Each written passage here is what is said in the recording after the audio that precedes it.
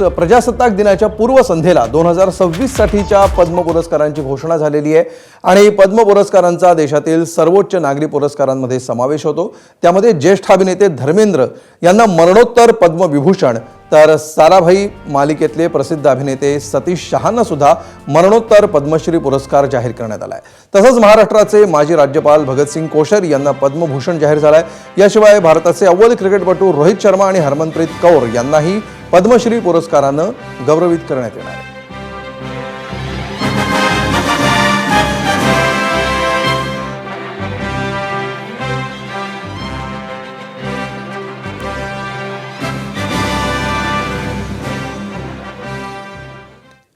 तर त्याआधी महाराष्ट्रातील लोकनाट्य तमाशा महर्षी रघुवीर खेडकर, पालघरमधील तारपावादक भिकल्या लाडक्या धिंडा, कापूस संशोधनामध्ये क्रांती घडवणारे परभणीचे शेतकरी श्रीरंग लाड यांना पद्मश्री जाहीर करण्यात आलाय।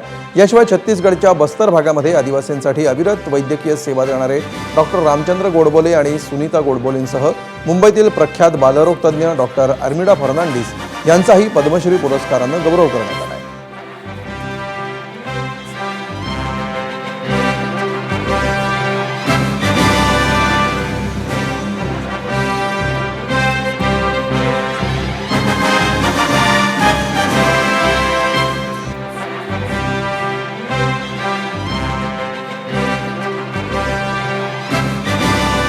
त्यामुळे 2026च्या पद्म पुरस्कारांची घोषणा झालेली आहे आणि यामध्ये महाराष्ट्रातील अनेक नावांचा समावेश आहे। त्यामुळे महाराष्ट्रासाठी ही विशेष आनंदाची आणि अभिमानाची बाब आहे।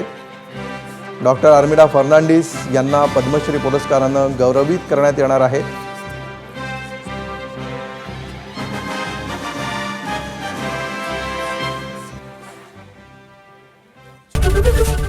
एबीपी माझा, उघडा डोळे बघा नीट।